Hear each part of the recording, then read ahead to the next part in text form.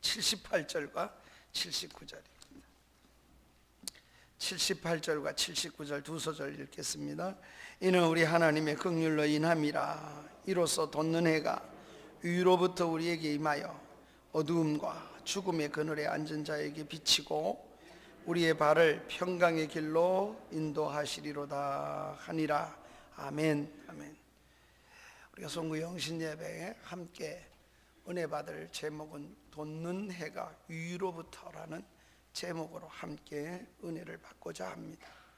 은혜는 위로부터, 하나님으로부터 와야 우리가 받을 수가 있겠습니다. 특별히 금년 한 해 동안에 하나님의 은혜가 우리 속에 임재한 것이 코로나 팬데믹 속에서도 우리가 여기까지 오게 하신 것이라고 생각이 됩니다.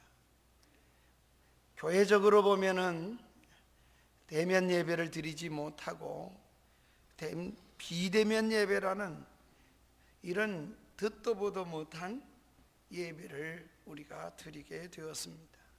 과거에는 영상 예배는 우리가 예배로 하나님 앞에 직접 나오지 않는 예배는 예배라고 말하지 않던 시대가 있었는데 상황과 여건이 우리를 이렇게 만들어 놓았습니다. 또 교단적으로도 이렇게 비대면 예배로 그냥 받은 것에 대하여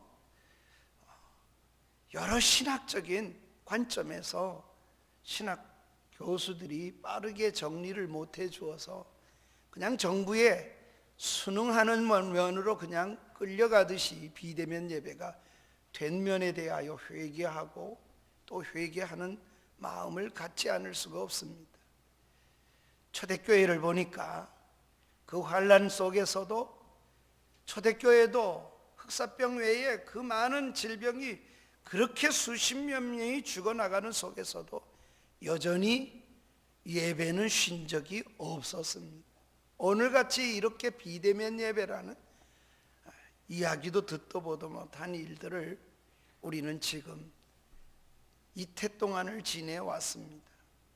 사랑하는 여러분, 그러나 우리 생명이 더 존중하고 생명이 귀하기 때문에 우리가 이와 같이 정부에 순응한다기보다는 생명의 중요성을 보고 함께 귀중 속에서 이와 같은 비대면 예배를 드리게 된 줄 압니다.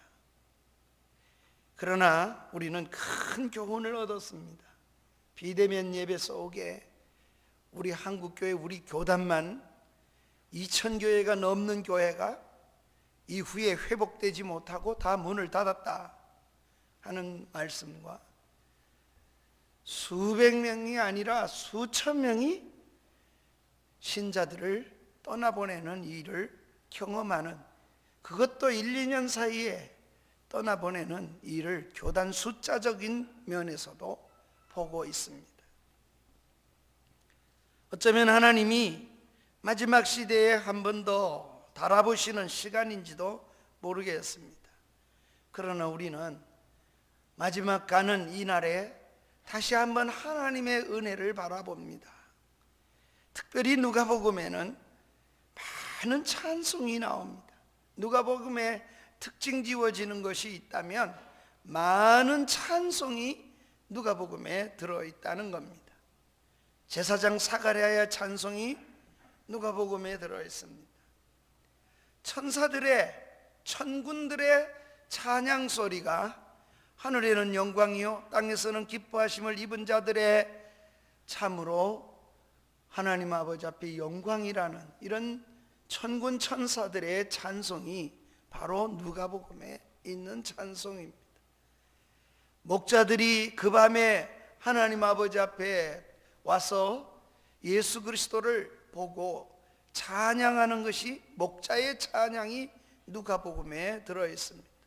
뿐만이 아니라 예수님을 수태한 마리아의 찬양이 여기에 들어있고 또 시므온이라고 하는 나이 많은 자가 어린 예수님을 품에 안고 하나님이 내 눈을 감게 하고 예언대로 주셨다고 감사하는 찬송이 다 누가복음 속에 들어있는 특징 지어지는 모습입니다. 이런 누가복음은 1장, 2장이 주로 다 찬양이 채워져 있습니다.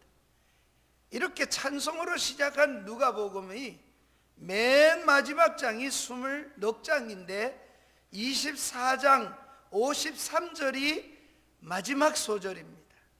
그런데 누가복음 마지막 장 마지막 소절에 보면 늘 성전에서 하나님을 찬송하니라. 누가복음은 다른 말로 하면 찬송으로 시작해서 찬송으로 끝나는 복음이라고 그렇게 말씀을 드릴 수도 있겠습니다. 주님의 승천하는 것을 본 사람들이 찬송하는 것으로서 누가복음 24장 전체가 다 끝을 맺도록 그렇게 기록되어 있습니다. 그 중에서도 한 부분 속에 우리가 교훈으로 하나님의 말씀을 받습니다. 그것은 대제사장이었던 사가랴가 하나님의 은혜 속에서 자녀를 얻게 되는 그 기쁨 얼마나 감격이겠습니까? 동시에 그 늙은 사가랴가 제사장으로서 하나님 아버지 앞에 찬송을 드렸습니다. 그래서 우리는 사가랴 찬송을 들여다보며 하나님 앞에 우리가 말씀을 좀 생각하고 교훈을 받고자 합니다. 오늘은 한 해를 마무리하고 새해를 맞으면서 사가랴의 노래를, 사가랴의 찬송을 묵상해 보겠습니다. 사가랴는 세례 요한의 아버지입니다. 자식을 놓지 못하던 제사장이 하나님의 은혜 속에서, 그것도 늙음하게 자식을 얻습니다. 그러니 하나님의 기적의 역사로 말미암아 세례 요한이 이 땅에 오는데, 이렇게 하나님의 은혜 속에서 너무 감사해서 성령의 충만한 속에서 부른 노래요 찬양입니다. 이 세례 요한을 갖게 된 사가랴가 어떤 속에서 찬양합니까? 오늘 1장 67절과 68절 말씀에 보면은 이렇게 말씀합니다. 그 붙인 사가랴가 성령의 충만함을 받아서 예언하여 찬양합니다. 예언하듯이 찬송하리로다. 이스라엘의 그 백성의 하나님이라고 돌보시는 하나님, 속량하시는 하나님께 대하여 찬송을 올려드리는 것을 볼 수 있습니다. 그러니 찬송은 그 힘이 성령으로부터 나오고, 정말 마음속에 울려나오는 찬송은 성령에 의해서 터져나오는 것이. 그래서 계시록에 보면은 장차 우리가 그리스도의 나라에 들어가서 부를 사람들이 새 노래를 부르는데 새 찬송을 부를 거라. 그것은 하나님의 구속의 은혜의 피에 구속받은 사람만이 부를 수 있는 찬송이라고도 했습니다. 찬송의 힘은 성령이십니다. 성령 충만하니 찬송이 터져 나왔습니다.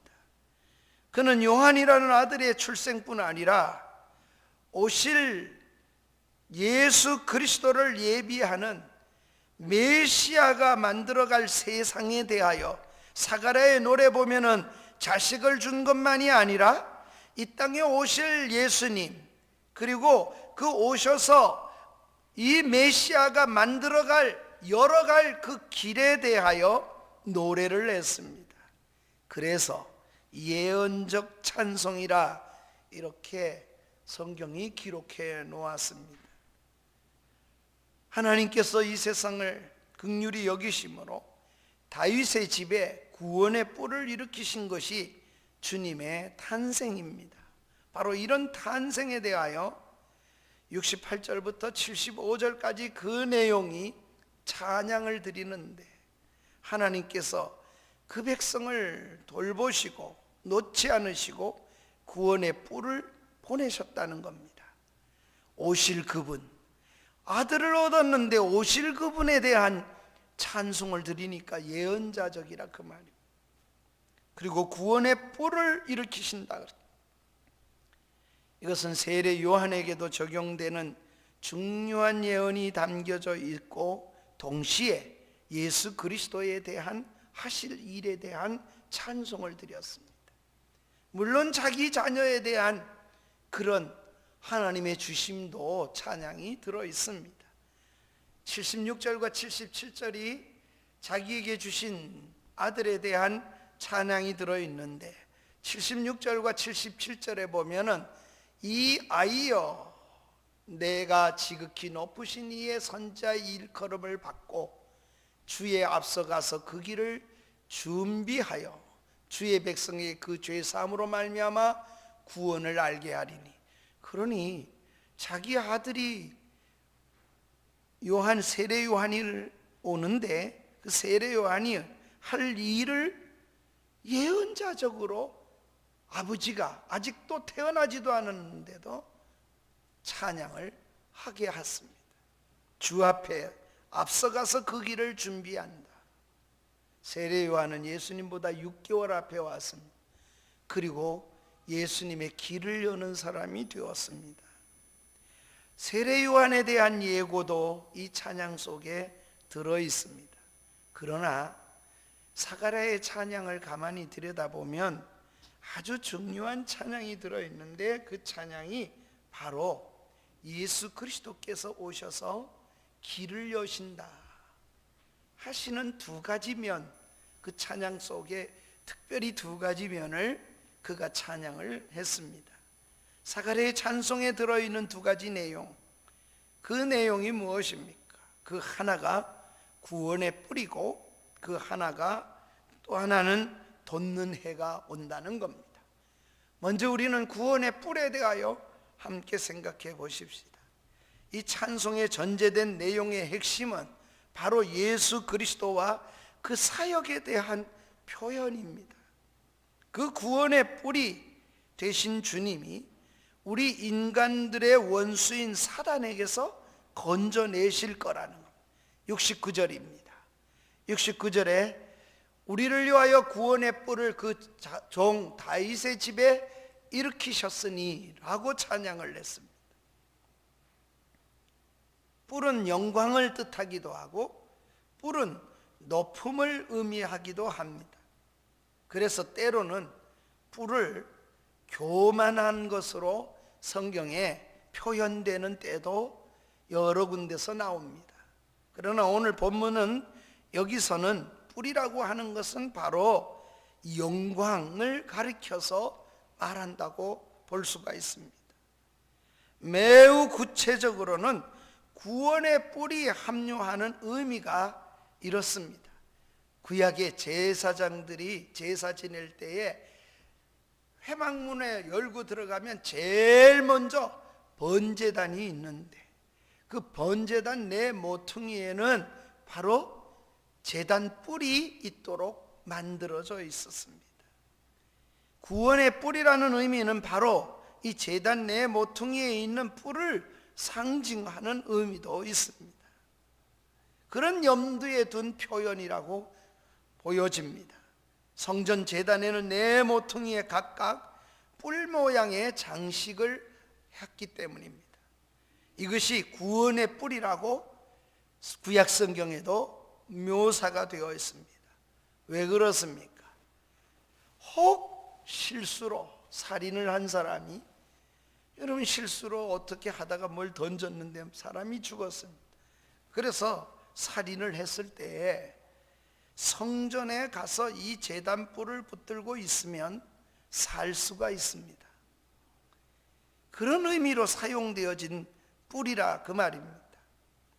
그러니 예수 그리스도는 이 땅에 오시는데 바로 구원의 뿔, 그 구원하는 뿔로 이 땅에 오시겠다는, 누구든지 그 뿔을 붙잡는 사람은 살 수 있었던 것처럼 예수 그리스도께서 이 땅에 구원자로 오신다는 사실을, 그분을 붙잡으면 살 수 있다는 사실을 보여주는 것입니다. 그래서 예수님, 그분이 어떤 분인가 구원의 뿔로 오셨다고 찬양을 드린 것입니다.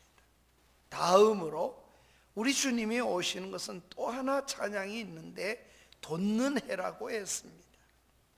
그가 오심은 구원의 뿔인 동시에 돋는 해와 같이 된다는 것입니다.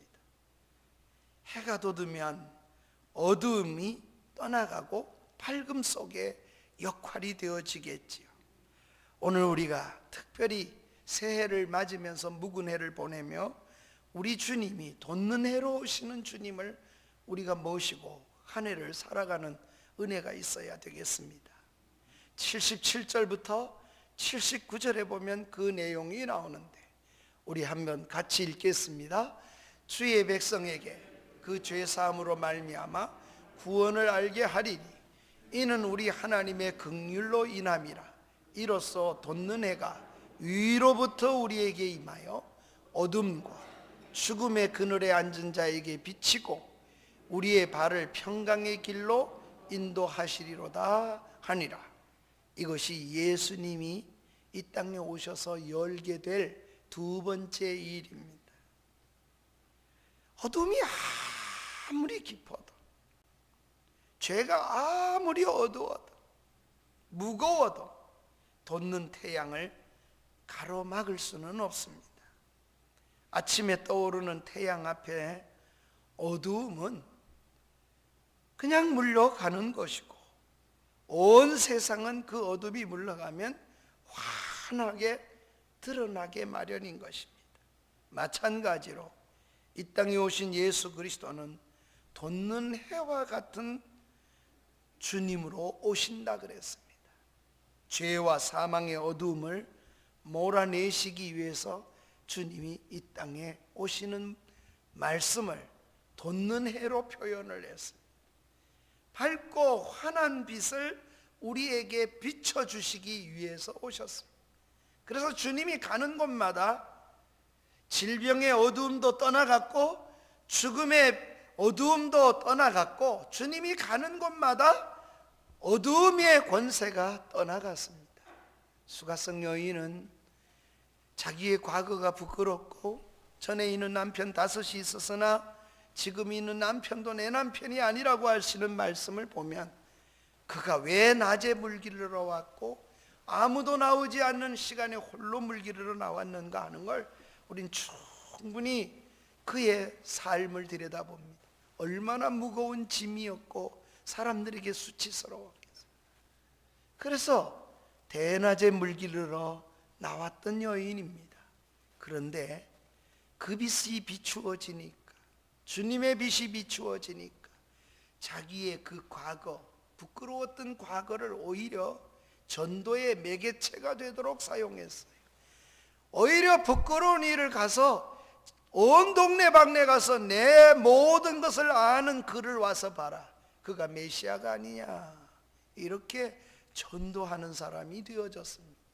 그러니 죄의 그 모든 짓눌림을 뛰어넘어서 밝은 빛이 비추었고 그는 자유함을 누릴 수 있는 놀라운 사람이 되었습니다.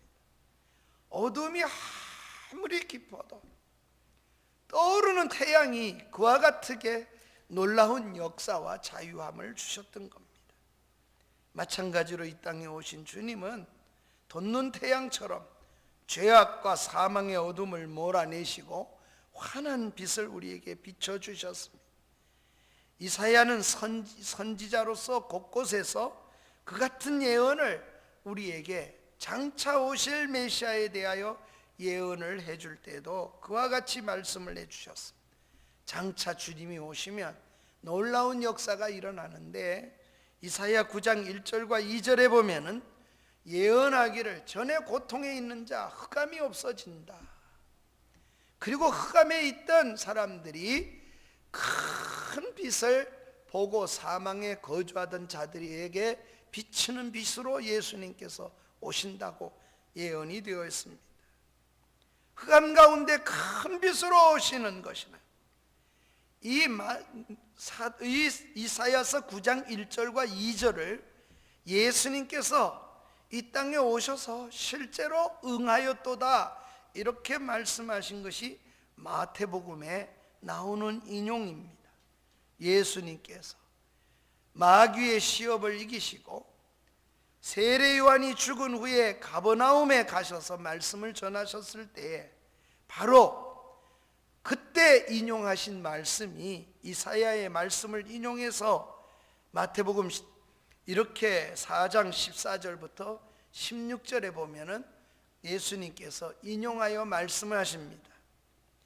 이렇게 예수님께서 인용하여 마태 4장 14절과 16절에 이사야를 통하여 하신 말씀 이루려 하심이었으되 스불로나 납달리 땅과 요당 저편의 해변길과 이방인의 갈릴리여 흑암의 백성이 큰 빛을 보았고 사망의 땅과 그늘에 앉은 자에게 빛이 비추었도다고 선언을 하셨습니다. 바로 그 이사야의 말씀을 인용하여 증거하셨던 겁니다. 예수님의 오심은 곳곳에 증언되어 있는데 전부 솟아오르는 태양으로 빛으로 말씀하셨어요. 예컨대 예수님 오시기 직전의 마지막 선지자인 말라기도 예수님의 오심은 의의 태양으로 오신다고 말씀하십니다. 말라기 4장 2절 말씀에 보면은 말라기가 예언하되 하나님의 이름을 경외하는 너희에게는 공의로운 해가 떠올라서 치료하는 광선을 비추리니 이렇게 외양간에 나온 송아지처럼 뛰게 되는 날이 오게 될 것이다. 주님이 이 땅에 오실 때에 이렇게 태양처럼 빛으로 오신 걸 얘기를 했습니다. 요한복음에 보면 곳곳에서 요한도 예수님이 이 땅에 오시면 전부 빛이라고 표현을 해주고 있습니다. 사랑하는 여러분, 우리도 그 빛을 받아서 돋는 해처럼 살아가야 하겠습니다. 주님을 영접하고 그분의 뜻대로 살면 우리는 돋는 해처럼 살아갈 수가 있기 때문입니다. 아무리 코로나 팬데믹에 힘든 시기를 보낼지라도 우리가 빛으로 사는 사람으로 한 해를 2020년을 살아내는 우리가 은혜가 있기를 주의 이름으로 축원합니다. 사사기 5장 31절에 보면 이렇게 말씀합니다. 주를 사랑하는 자들은 해가 힘있게 도둠 같게 하시옵소서. 기도가 하나님이 해가 돋는 것처럼 돌아나는 역사가 일어나게 해달라고 그렇게 기도의 제목을 삼았습니다. 또 그렇게 기도한 대로 그 땅이 살면서 평온하였더라고 선언을 했습니다. 잠언 4장 18절 말씀에도 보면은 의인의 길은 돋는 햇살 같아서 크게 빛나고 한낮에 광명에 이른다고 말씀을 했습니다. 점점 더 찬란하게 빛나는 인생을 가꾸어 가십시다. 한 해 한 해 시간이 갈수록 바울이 이렇게 말합니다. 내 겉사람은, 한번 따라합시다. 내 겉사람은 후패 하나 낡아지고 쇠해질 겁니다. 사랑하는 여러분, 우리의 모든 기억력도 점점 약해질 것입니다.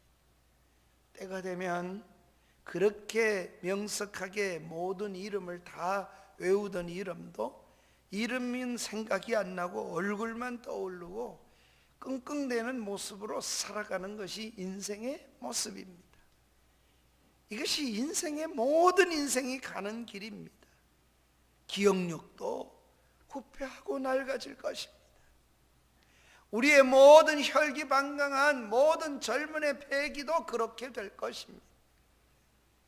그러나 우리 속사람은 날로 새롭도다. 사도 바울이 이렇게 표현한 것처럼 우리 속사람은 점점 더 빛날 수 있습니다.